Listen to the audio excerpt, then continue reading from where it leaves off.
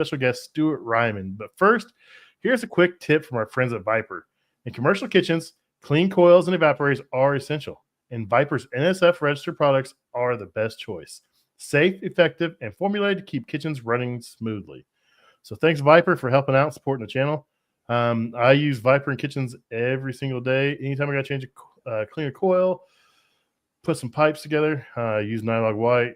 So Viper is a pretty good product, and it's safe for kitchens, food applications, and that's a huge part of what we do. We got to keep the customer safe, keep their products, safe and good, ready to eat. So, what is up, man? I've been trying to get Stuart on here for a while. He's been dodging me, but really, he's just been in class. This guy, I don't know. I think he goes to class more than he actually works these days. It seems like, but we finally pretty got. Much.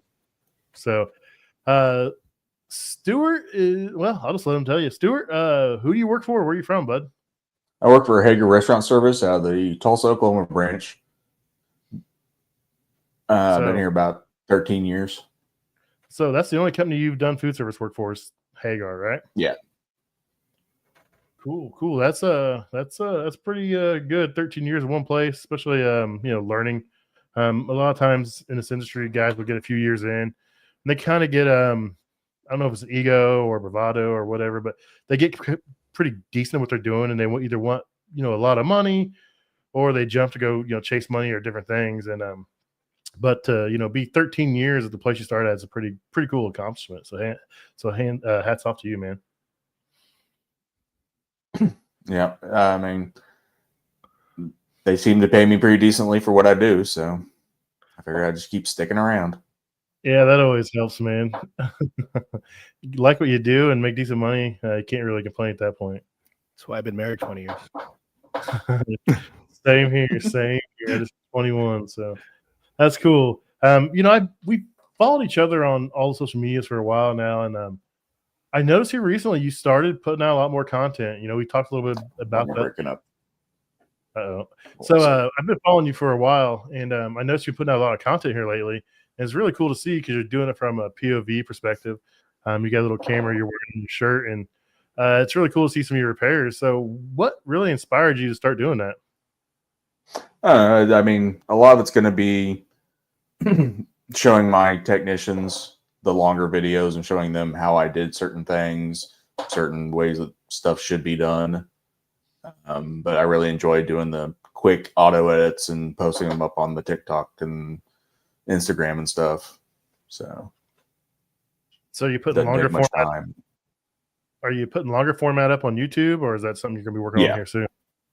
Yeah, I put some of the longer ones. I'm still going to do practice my editing. I've just started, so it's a downward spiral. Ain't that right, Jason? Editing videos. Mm-hmm. I remember having like 3 hours of content and like knocking it down to like 20-30 minute video, and it's like took me like a full day, and I was like, why am I doing this? Driving myself crazy. But I mean, it's rewarding and it's fun to see what you do from start to finish. So it'll be worth it in the long run. It's a lot of fun though. You just gotta have a computer that can handle it, because you think your computer can handle it and it really can't. Yeah, my computer I've got at home is like 10 years old, so that's next week's problem. Yeah, I had a gaming PC, and it's a couple of years old, and it edited it, but as soon as you go to render it, it just lock up and crash. Like it couldn't handle the processing of the video. So I ended up with a MacBook, and it seems to be rock and rolling. I think 3 years later. I've never once edited a video on a computer. I've only ever done it on my cell phone. Strangely enough, that's how I'm doing a lot of it. Mm-hmm. Is through the cell phone first. And it's really intuitive. Yeah, some of it. Sometimes I'm uploading the longer ones into the computer and then breaking them back down. But yeah, that one I put out yesterday about the contactor. I did that all on my phone. Like it was like 15 minutes originally. I think I knocked down to like 10 minutes. That's the problem. It just takes a ton of space. You got to make sure once you get it uploaded, you get it deleted off there, because you're gonna need that space sooner or later. Especially because I'll try to, if I record from my glasses, I try to put it up in 4K, and it's just so much room, man. So much room, it sucks. So, for a 256 gig phone, it sure does fill up real quick. So we got Neil C. Vids in the chat. We got Brian Sanders. Who else we got in here? The Milwaukee Maniac. Yeah, I'm a little envious of your van. We don't get to choose what goes in our vans. We just get whatever's in there and don't throw a fit type of deal. And it's never very conducive to what we do. No, the big portion of it that's up towards the front where I've got the multiple pack out stacked, that was actually just a straight shelf. Mhm. And I kind of broke it down, moved some of them over to the other shelves, and just make sure I kept all the parts and pieces and stored them off at the shop. Nice. So let's get into this. Before you got into the kitchen industry, you were a manager of a club? Tulsa's longest running hip hop and R&B club. What was that all about? How'd you get into that? Well, my parents owned a bar around the corner from it, and then sometimes on weeknights they would have different kind of music nights. I go hang out there, got to know the owner real well. Eventually started helping with security and bartending and bar backing, and just over the next couple years worked my way up to general manager. That's a cool story, man. I didn't think I was going to learn that about you. So, Company Mustang and everything. oh, that's great. Was it labeled or was it unmarked? You could just do whatever you wanted, or the license plate was customized. no? Well, you can handle that though. That's funny. Yeah. So, I mean, what lessons did you learn back then that have stuck with you? 13 years later. That you definitely can't make everybody happy. Because anytime anything went wrong, a fight or a disagreement about a drink, someone's not going to walk away happy. That's a good point.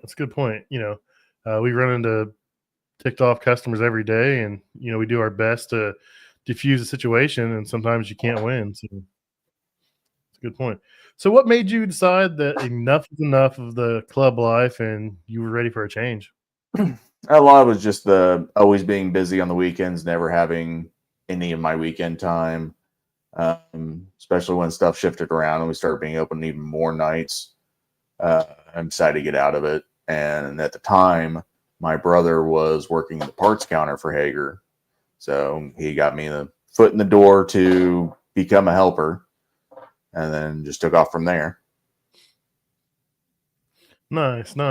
So did you think that 13 years later you'd be in the position you're in now when you started here? No, not really. I mean, I've always been dedicated to pretty much anything I do, but I didn't know if I'd stick with this as long as I have.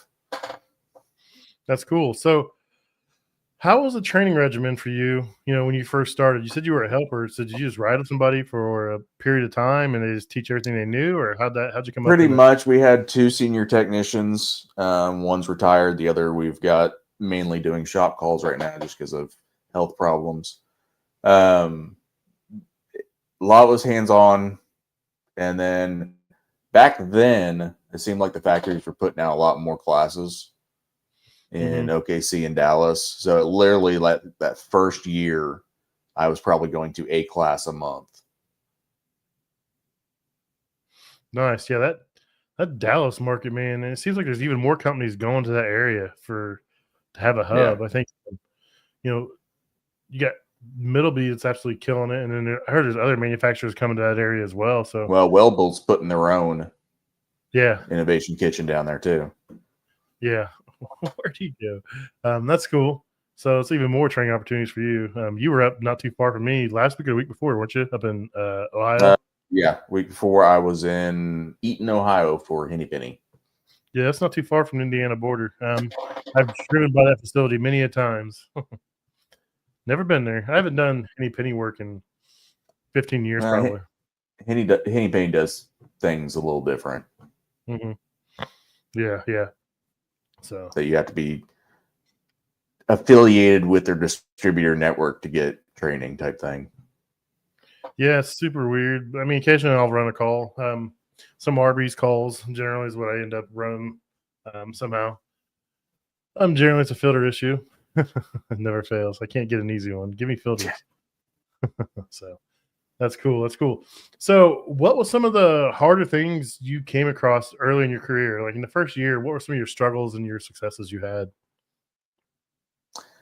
Um, Probably the first was of course, learning the meter first off, and then understanding how gas works and steam works. But I seem to accomplish it pretty quickly and come to learn it and understand it decently quickly. I was running my own calls within 6 months. I was put on call within 9 months. Wow. I got my Sufesa Master at 13 months. Holy smokes. That's I pretty actually impressive. did the week-long Fry Master class before I did the 2-day class. Yeah, I wish they still did that, man. That was one of the funnest classes, and not just the experience, of being there a week and they treat you like royalty, but it's like you learn so much, and you got to see a lot of things that most people don't ever get to see. It was a really cool experience. So I wish I'd bring that back, but who knows? So what's early on? What were some of the favorite things you had to work on when you first getting started? I would say probably combi ovens, just because of how complicated they can be. Hmm. That first summer I was with the company, we installed 24 rationales in a school system, and I really enjoyed that. And even then, I went to rationale after only being with the company for 6 months. It's a heck of a way to cut So your teeth, man. yeah, 24. that one's rough. But yeah, it was pretty much every elementary in one of our large suburbs got Nice. one. Installing rationales is like one of my favorite things to do. Like, I don't know why, but like to see it come from boxes to on the stand to stacked and just completion is really cool. The hose thing kind of irritates me because I try to make everything nice straight lines. You got these hoses, kind of running everywhere, and I get it. It's gonna be able to get moved and stuff. It's like, man, I want this to look nice and pretty, and I get this stupid hose that's won't lay flat or it's curled up or something stupid in the back. So yeah, I've got some Vulcan steamers, double 2 units, installing next week that they want to make pretty. So Pretty. you get access to a press tool or anything? no, it's the only thing I'm lacking, pretty much. Yeah. If I had my way, I'd like hard pipe into the filters, hard pipe out of the filters, down the wall to like wherever it comes in, and then flex line out of the wall to the units, and then I could kind of hide a little bit. But trying to get your customers to pay for that when it's a flat rate install is kind of hard to do. Yeah. But in an alternate universe, I'd have it my way. But I try to do my best for what I can to make it look nice. Sometimes you win, sometimes you don't. Pretty much the press tool is the only Milwaukee tool I don't own. So mine's not Milwaukee. I'm not one of those. I love Milwaukee tools, but I got rigid on that. So it's all about the battery platform. That's what I keep telling myself. yeah. I pretty much went straight M12 on everything now. I still have an M18 Sawzall hammer drill and impact, but my big impact's M18. But I bought a little kit for like $229, man. It was a 1/4-inch drive impact, the fuel, the surge, and then it had a 1/2-inch hammer drill that was M12, and like it does everything I need it to do. And then I got an M12 porta band. I'm cutting my rationale pipe with it, so I'm like, I can pretty much do anything I need to do with M12. If I know it's gonna be something heavy duty or something wild, then I can grab the M18 stuff and throw it on the van. But I'm trying to save space, man. Yeah, they've got a special order that I couldn't find anywhere locally. M12 drill driver upgraded unit. It's got dual speed. It's got the quick connect, easy connect with the one-handed connection. Yeah. Oh, I love Milwaukee tools, man. They took care of me early on. I had an incident where I bought some batteries and some DeWalt batteries, and they broke. It was a known issue they were having at the time where some of the factories over tightened the screws and they'd split. And they wouldn't warranty it. They said I dropped it. I'm like, dude, I never even dropped it. There's no drop marks on it. Like, oh no, it's dropped. That's the only way it happens. I was like, whatever, man. So I got on Twitter. I was like, I was nobody. I didn't even have. I mean, this was like 7 years ago. And I got on Twitter and I was like, never again at DeWalt Tough. I am heading to Home Depot and I am buying all new Milwaukee power tools and tag Milwaukee. And then Milwaukee replied like, hey, DM us. We're going to make this a lot easier on you. So I DM'd them. Like, I figured they'd send me a coupon or something or a gift card. They mailed me this big giant box and it had a 1/2-inch hammer drill, the big M18 fuel impact. I mean, it had all kinds of stuff. It was like a $7 kit. And I was like, holy smokes. So then I made a video throwing DeWalt stuff in the trash. Pat. This was long before I had an HR department, Jason. Okay. But yeah. So Is that where you got hooked, man? oh yeah, for sure. You're like, wait a minute, online free stuff? No, that's pretty cool. So Milwaukee does a lot, man. They work with a lot of people. They do it right, and so does DeWalt. I just see more Milwaukee in our line of work. It seems like everyone's more of a Milwaukee fan than DeWalt. But I mean, to each his own. I'm not knocking any of them. They all have great products. So I love my DeWalt stuff. My batteries do crack sometimes too. But my wife was browsing Facebook the other day, Marketplace, and sent me a listing for a Milwaukee Jack Dolly, is the way it was worded. I think I've seen that. And asked me if I needed it, because it was only like $100 or something like that. And I looked it up and I went, no, I do not have that. I do not have the MX Fuel jackhammer that goes with. Oh, it's a special battery. No, it's a whole dolly to put the jackhammer on. Oh. Yeah, if we're jackhammering, we got some problems, man. If you were to buy the jackhammer, would it come with that dolly? No, it comes separate. Okay, you gotta speak that stuff into existence. You needed that because that's coming. Oh yeah, because that just means more work around the house. Here's the kitchen jackhammer. Yeah. There's a pad out back that she's not fond of. Oh, that's funny. It's better than a sledgehammer. So what were some of the steps between being a helper and working your way up to a field supervisor? I mean, or senior tech and field supervisor. I mean, that's quite a distinguished jump there. How long did it take you to get to your current role?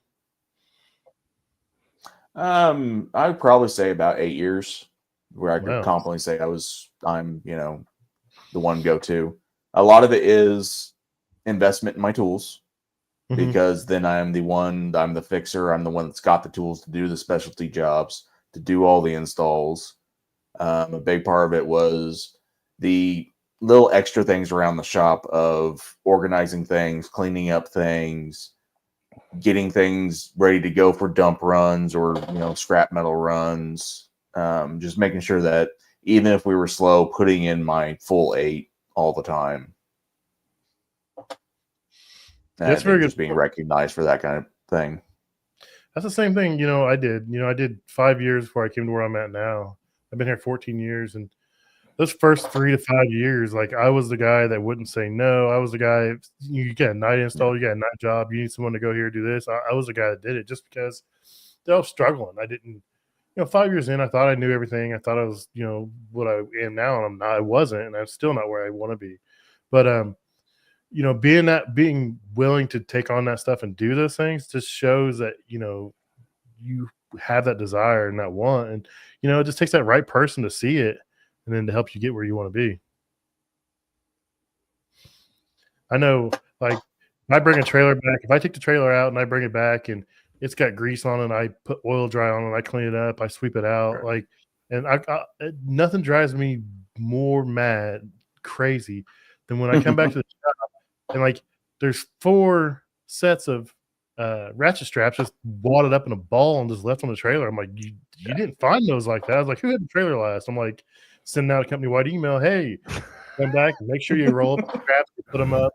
Unless they're wet, then you can hang them up to dry so they don't mold, and clean up your mess. Your mom doesn't work here, Yeah. I think that's about every shop that's got multiple people working in it. Yeah. It drives me nuts, man. And then I'll send it out, and it'll be my son. I'm like, dude, you know better, man. He's like, my bad. I was like, no, don't do it again. was like, I made you roll those straps up so many times. You know better, man. So it's funny. So that's cool. So what does a day look like in your current role? I mean, I know you're running calls, but Oh what else?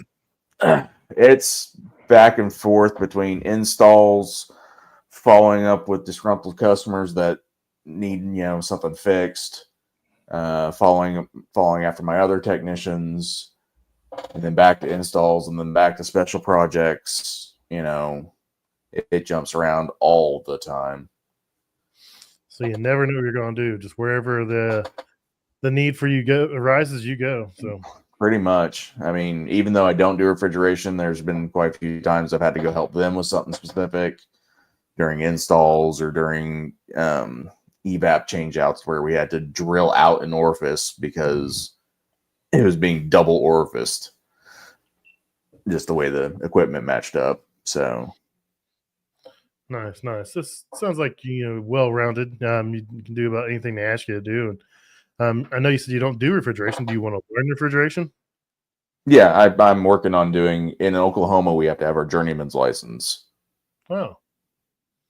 So as soon as I get that, I'll probably end up at the Safesa refrigeration 1 week course, just so I get a solid, 1 week of hands-on with whoever's teaching at that time. And then, because it's kind of hard for us to justify me riding with a refrigeration tech to get hands-on time. I heard that guy teaching September is kind of weird and strange, so just to watch out. Yeah. So, It's you, right, Pat? Yes, me. Okay. Yeah. Yeah. Jason's getting worried. I signed up for September this year. I've got November the last few years. It's like the first week of it's the first full week in November, and it's always like right in the middle of rut for deer hunting in Indiana. I'm like, I can't do this again. I can't miss, because when I go up there the Friday before, and then I come back to Saturday after. So it's like, it's 8-9 days. I'm like, it's prime time hunting season. I don't want to, nothing against you, Safesa, but I'd rather be out in the woods. That's cool. It's a great class. There's 2 teachers, myself and then Chris Ayers from Day and Night. He's really good. He's really knowledgeable. He's a really good guy. And we kind of split duties. They're doing 3 this year, and I think they're going to try to step it up even more next year. So Yeah. This is really Yeah, I mean, I've studied pretty much all the refrigeration books that are behind me, and I know all the theories. I know most everything theoretically. I just haven't had much hands-on time with it. I don't know if Jason agrees with me on this, but refrigeration is like 98% electrical. And there's 2%. I should be fine. Yeah, then it's like 2% of the time where you got to get into a system and see what's going on. But like 98% of the time, it's like, oh, my fan motor doesn't work. Oh, my contactor doesn't pull in. Oh, my pressure switch doesn't work. It's like 90% of the time it's electrical, and then occasionally it's like, oh, I'm out of gas. Like, oh, my compressor's not running. Well, my switch isn't satisfied. Why is my switch satisfied? Oh, because I had no charge in here. So then it's like, okay, now I find a leak, and all that is pumping up of nitrogen and trying to find a leak. I mean, you get into the weird stuff occasionally, undercharged, overcharged, mixed gases and stuff like that. But it's not too hard. It's just you have to have patience when it comes to refrigeration. That's what got me when I first started. I was used to like hot side. I can fix an oven in 15 minutes. I'm like, oh, I know it's good. See you later. I'm out of here. But refrigeration, dude, something can take hours to cool down. Sometimes you come back the next day to make sure that freezer drops down. And I did not have patience. And there's still times now I don't have patience. You can ask Jason. So yeah, I mean, on my end, hearing the end user complain about, hey, this was just worked on, why isn't it working? And it's just so much more science to refrigeration, and time you got to put in to make sure that it's it's right. It's half the time I'm just like, hey, don't send that freezer truck home just yet. Let's give it another night and let's just monitor it. More like times waiting than for that not. dishwasher to warm up. It's like, I find myself having to explain our side, and I try to play devil's back and forth. It's like I'm just trying to share the experience. I've been there, so yeah, dish machines are fun too. I love dish machines. I don't do a whole ton of them, but when this dish machine call it comes in, I try to make sure it's got my name on it. Or trying to ice down a kettle to make sure it goes into a vacuum. Or Dude, yeah, I'm not big on the waiting stuff.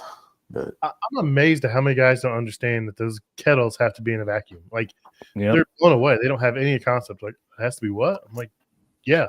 Yeah, you can't leave it at 0. pull you the can, it release just won't valve. work. Yeah. Or it's gonna pop off and scare the shit out of everybody. Yeah. My favorite Cracker Barrels. Taco man. Bueno surprise. Cracker Barrels kill me, dude. Like, well, I've seen you guys do this, so I'm doing it. I'm like, well, that's not how it works, dude. And then all of a sudden it says low water. Ooh. Yeah, It works when I tip it forward. The light turns on. Like that's not how you Uh-oh. make it work. That's not how you make it work. You're gonna cause a problem.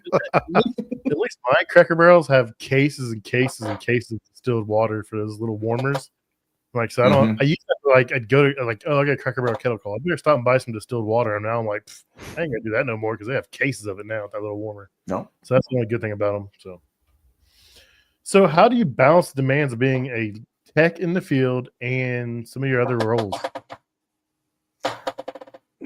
Really just, I mean, a lot of my calls I can work with my dispatcher on which ones I run, which ones someone else needs to run, when I need some, time to dedicate just to working in the shop on something or working on a special project.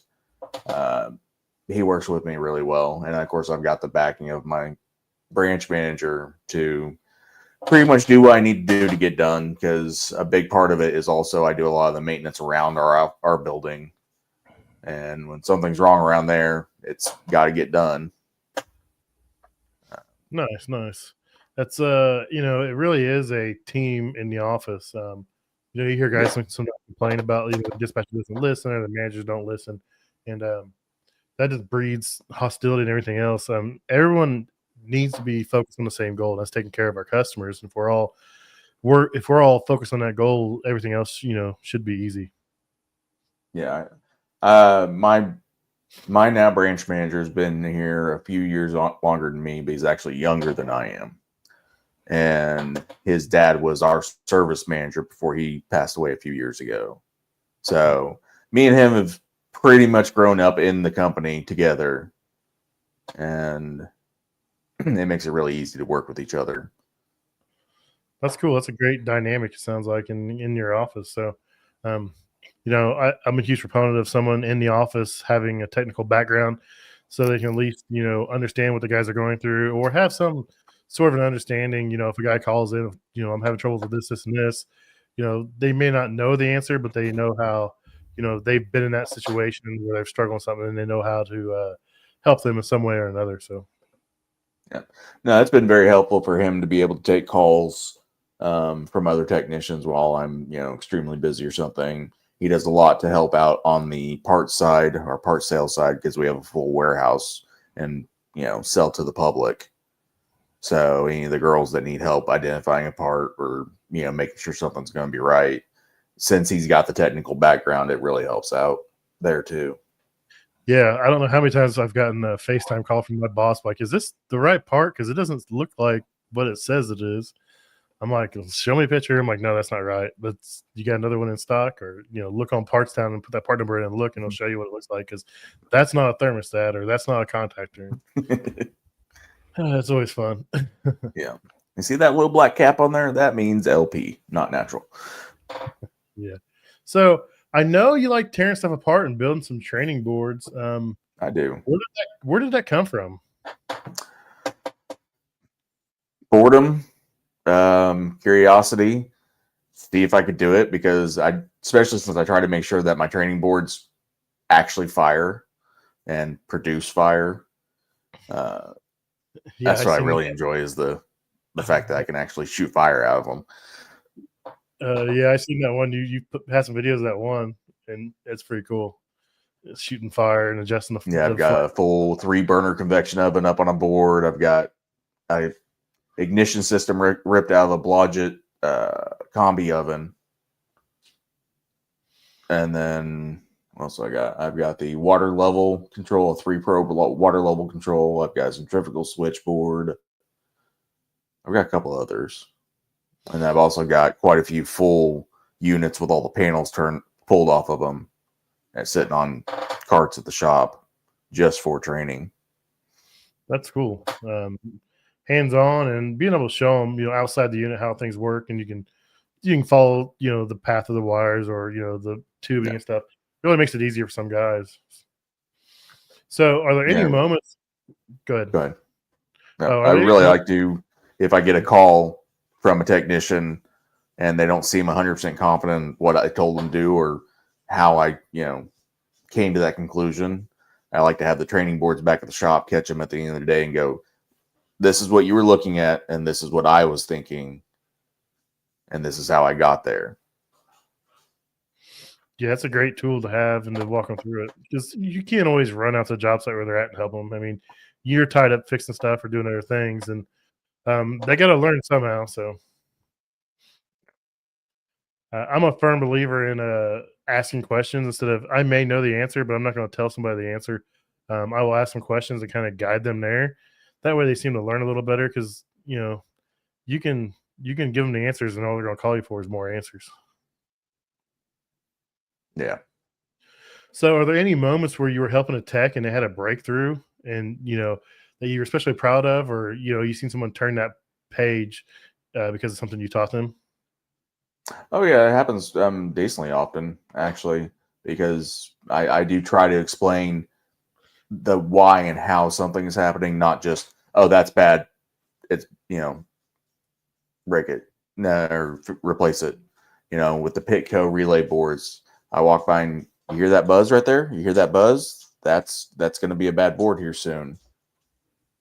And then they'll get the call the next day or something, and yep, you were right. It was the board. And I was like, okay, now do you understand why that buzzing was important? Because it was letting go. Nice. So how important is hands-on training in our industry? I know you've taken a lot of classes, you work with a lot of techs, but how important is it versus just sitting through a class where you're just staring at a screen? I think extremely important. I think it needs to be a mix of, really class with hands-on.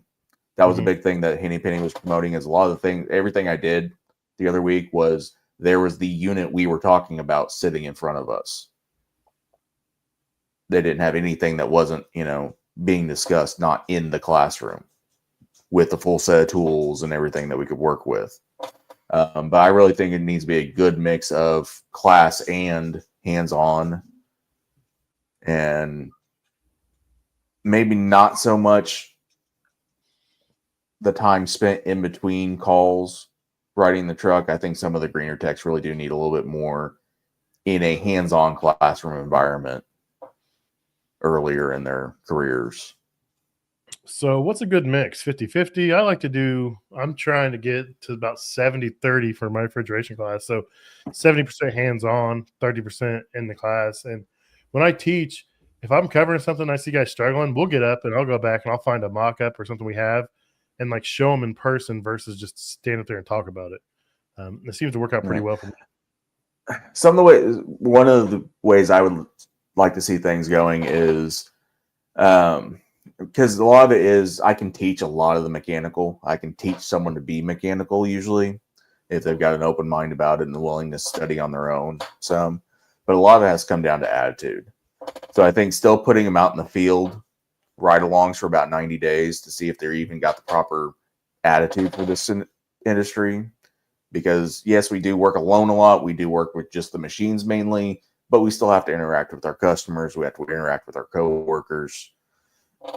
You can't really teach attitude. If they've got a bad attitude, they've got a bad attitude. If they think they're too good for it, you're not going to, train that out of them. So what I would like to see is about 90 days, in a senior technician's truck to see if they can even go further. And then I would like to see probably a few weeks of really in-depth, hands-on, okay, this is how a gas train system works. This is how a steam system works. This is electrical, but a lot of hands-on demonstration in a classroom type. And then we can start putting them back out into the field and see how much they've progressed mechanically along with hopefully having a good attitude about it. Stuart, would you say that your standard that you're holding your techs to is the same standard that you were held to, or even better, or do you feel that you're putting out what you maybe feel you didn't get when you first started? Probably a little bit of that, because a lot of my training was the fact that I was willing to go home and learn a lot of this stuff on my own. It wasn't necessarily through classes or through, what I was receiving day to day. I mean, I had good trainers. Some were a little bit old school and older ways of doing things, but I did take a lot of it on my own to learn different ways of how to do things. So I feel like I'm pretty graceful with the speed at which someone learns or what they can learn, but I don't think I'm holding them too high of a standard. So when you say you had some old school, would you say like maybe some are using a leak detector and others using a lighter? I'm messing. Or they would use the old blue channel locks with the flat jaws and try and turn pipes. The ones that are black, ones that are all chewed up and gone. Yeah. So you said earlier that you're previous to this job, you were working as in a club. You sound pretty technically inclined, and I know a lot of that sounds like you put a lot of the work in yourself. Did you have any technical jobs prior to that previous job? Maybe mechanic, oil change, anything, or did you feel no, like not really? I getting mean, into this, or no, not really. I mean, my dad was always pretty hands-on growing up. He fixed pretty much he was a hobby woodworker, so it was constantly tools breaking down that he would fix themselves. He actually sharpened knives and scissors and clipper blades and stuff as a living. So there was always repairing clippers and stuff like that. So there was always tools around. There was always, stuff to fidget with. But when I was in the club, I mean, we did do a lot of lighting changes, a lot of remodeling type stuff, maintenance stuff. But yeah, so I've always been somewhat technical, but I've really, getting into this industry, I've really dived into the real details and exactly how everything works. That's great. Yeah, that's really good. Some people assume you had to have. A lot of people assume that because I get before I came over to on this side being an RFM previously, the service company I came from, I found that the last 2 or 3 years, a lot of the kids that came out of tech school or came in were learning off of YouTube versus where 14 years ago I was, it was 90% hands-on. Maybe they showed a VHS video in class or something, but it was all hands-on. Now everyone's kind of watching videos and whatnot. So not sure what type of crop videos aren't a bad thing as long as you understand why they're holding the wrench the direction they are. Yeah. So you feel like you've been doing this, what you said, 14, 11 years? What'd you say? 13 years in this industry. So in 13 years, have you seen a change in the crop of students or crop of techs you're getting in? Or is it getting better, worse, the same? It's kind of hard to tell with my company, because I know at least on my first few years, we were hiring in a lot more already experienced guys. Yeah. We got, people that, supposedly already had a lot more experience. Some did, some didn't. And it was obvious. Some had more bad habits than experience, right? Yeah. I've been doing this for 20 years. No, you've been doing it the same way. The first year you learned it for the past 20 years. Yeah. So, at least in the past, 4, 5, 6 years, we've been definitely hiring younger, hiring more green techs. Some have got great potential, and some we've had to kind of say, we're just not sure you're ever going to get it. But I mean, we do give him a decently long leash and decently long grace period to try and bring them up as far as we can. But there are just some that it does not work out. So at what point do you guys make that decision? If they're improving gradually and barely, do you still hang on to them, or does this get to a point where they're just not improving at There, all. there It's like, just gets to the point that between me and, because I'm going to be the one following them up, especially on callbacks and stuff like that. And if I see how problematic the follow-up is, or how upset the customer is based off their attitude or something like that, then at some point I've just got to go to my boss and go, are they making the company money? Is it worth the cost of, washing their uniforms every week? I mean, it's a hard decision to make. I don't like doing that, but it gets to a point that, that's a big part of it is the callbacks. I don't like callbacks. I don't like running other people's callbacks, other than the fact that I can generally make the customer happier afterwards. Facts. And no one likes running anyone else's callbacks. So I mean, sometimes it's like, are they not getting it, or is the work ethic? What do you see? Do you see there's a lot of work ethic issues, or more lack of comprehension over time? What? Honestly, it could be a little bit 50-50. It could be because I do encourage all of my technicians to go above and beyond, outside of work, watch YouTube videos, read an extra book. We've got a screen right outside of our training room where I was running HVACR videos on loop because he's got 400 and some odd videos that I could just let run. And hopefully I would be able to encourage them to make, hey, that's kind of cool. Maybe I could go home and watch those myself. But some of it is, there were the people that just cannot comprehend it.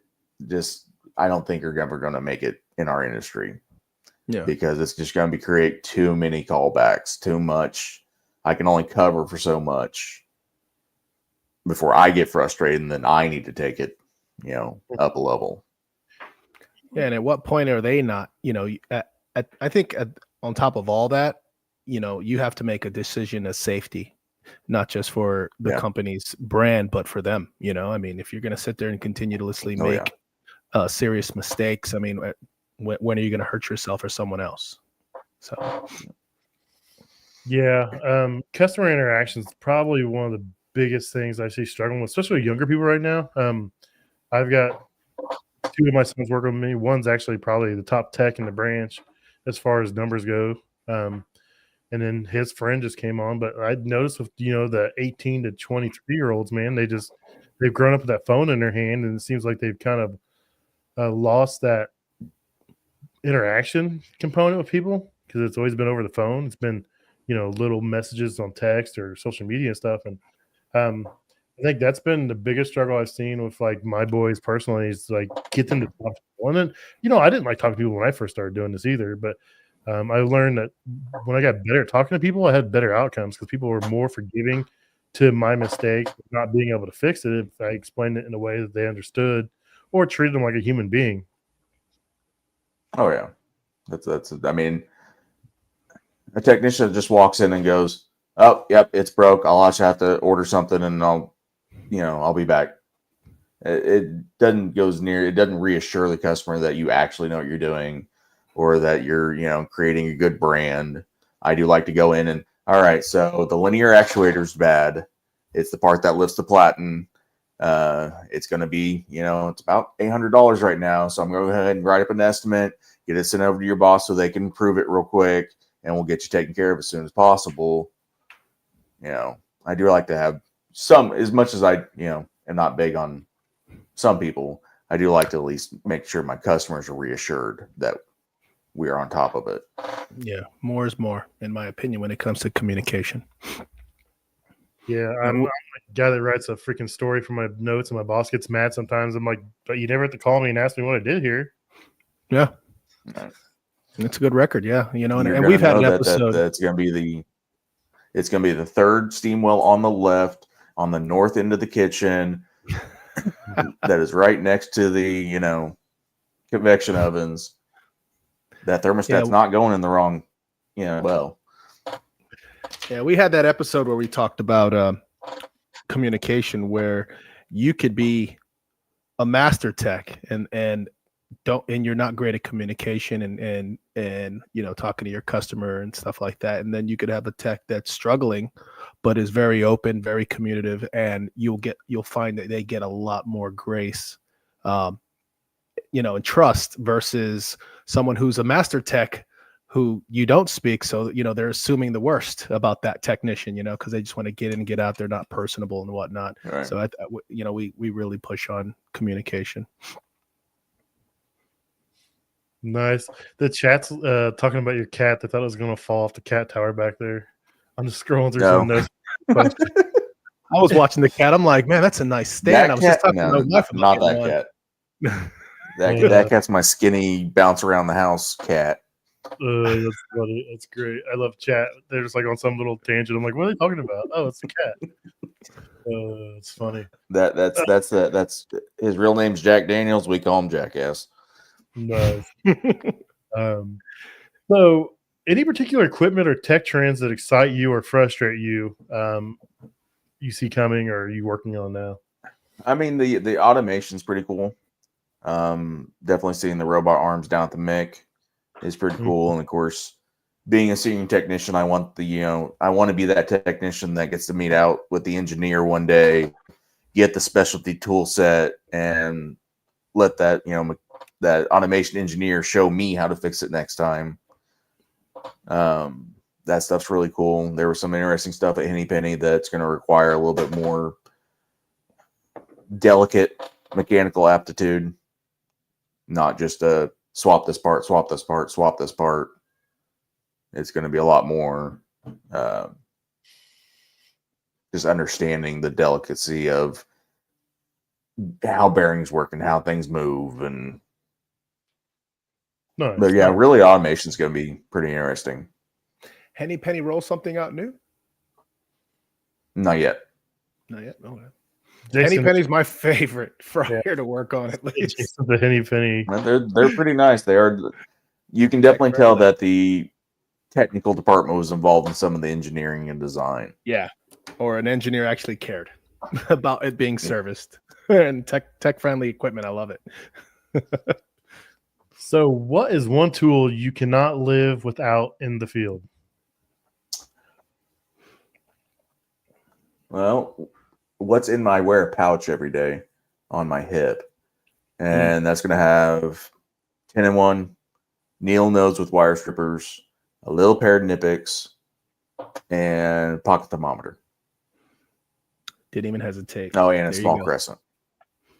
Nice. Yeah. It make you dangerous. Get you started. That's the kind of stuff you can at least walk in and diagnose. And if you have to come back to your van for something else, there's a problem. There's a bigger problem. Well, a lot of guys give me, crap about how heavy my tool bag is. I've got the Milwaukee structured 15-inch, and it's probably a good 40 pounds. But I can guarantee about 99% of calls I can take care of with my bag.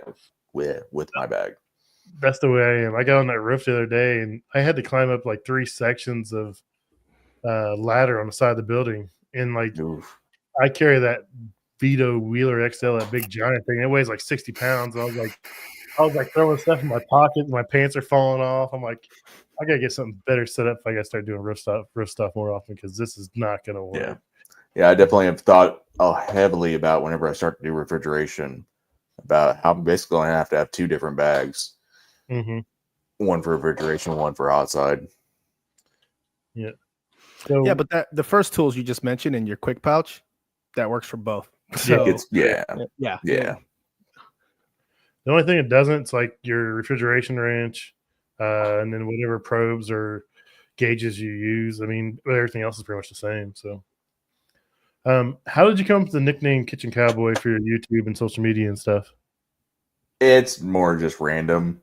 The fact that I'm in Oklahoma, we've got, OSU Cowboys. We've got, mainly just an Oklahoma thing. It's just kind of random. I'm assuming you like country music, right? I do. Okay. But you said hip hop and R&B. I like pretty much all music. Like, I hope they have a country night. Well, it was a hip hop and R&B club, but That's funny. That's funny. If you had, so what's the number one piece of advice you'd give someone thinking about getting into this industry?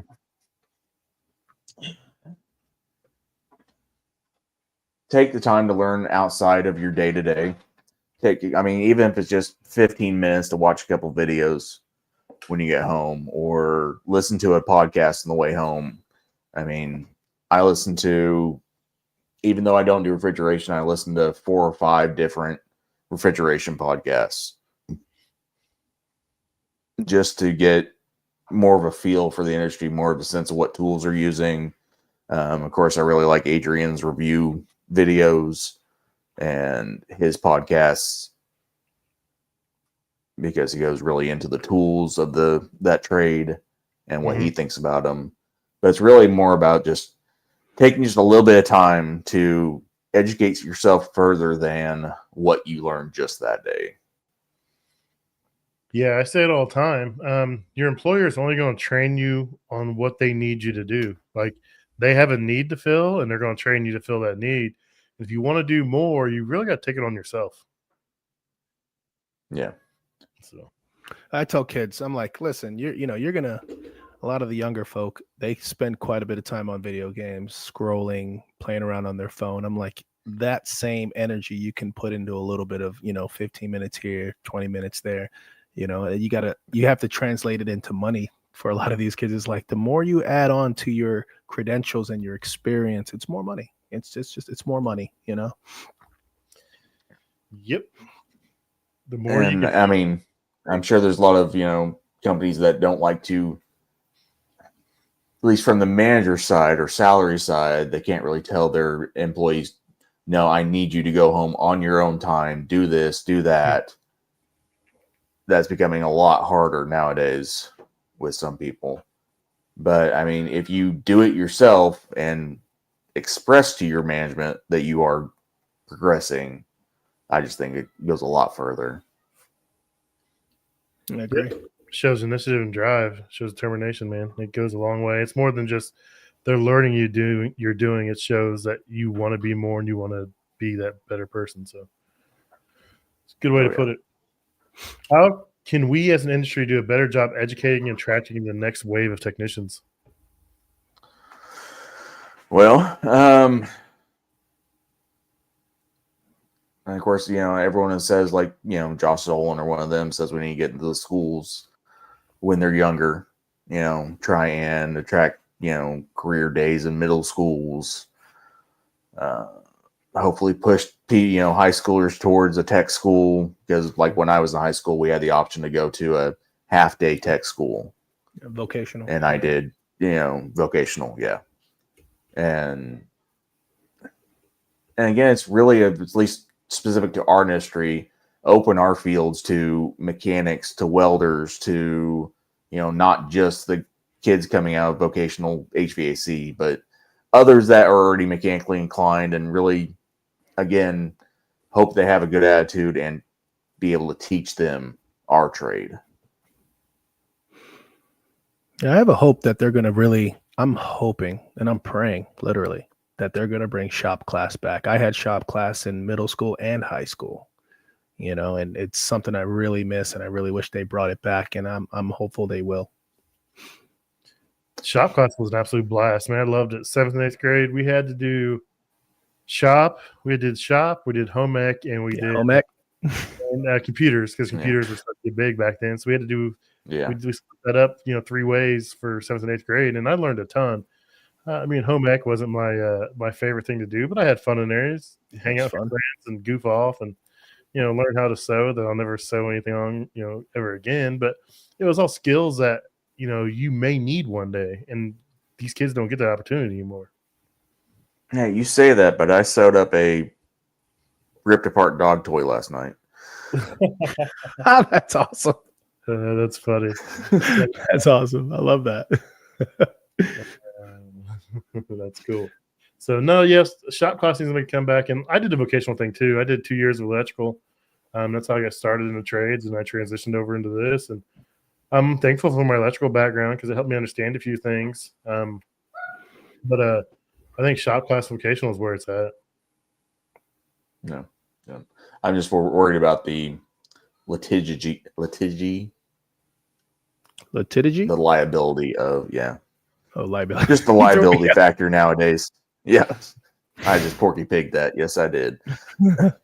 well, I mean, there was liability then. I mean, but the kids are a little different, built a little It different just now. seems like it's so much worse. All I know is like you said that, and I thought of that video of that kid on that lift at Lowe's, and he's got that box, and it weighs like 40 pounds, and he's like smashing against the side of the lift, and he's screaming.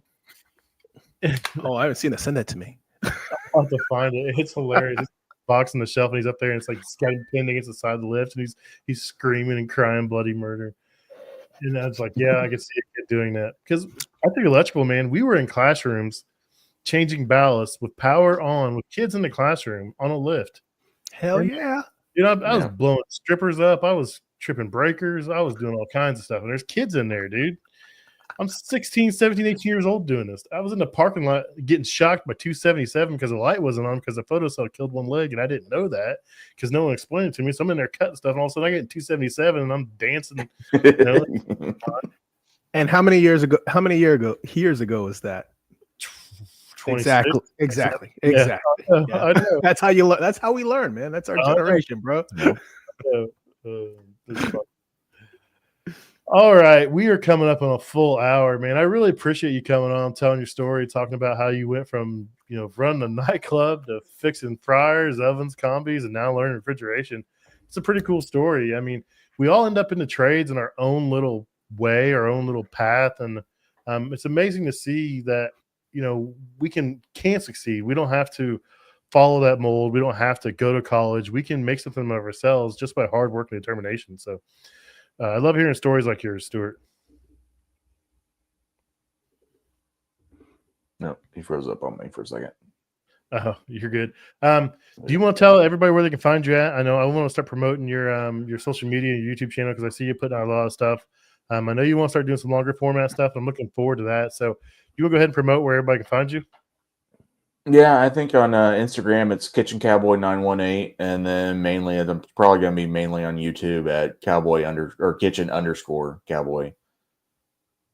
And when we put this episode out, I'll tag all your social media handles on there. People can go find you and follow you on there. But I really appreciate you taking the time to come on.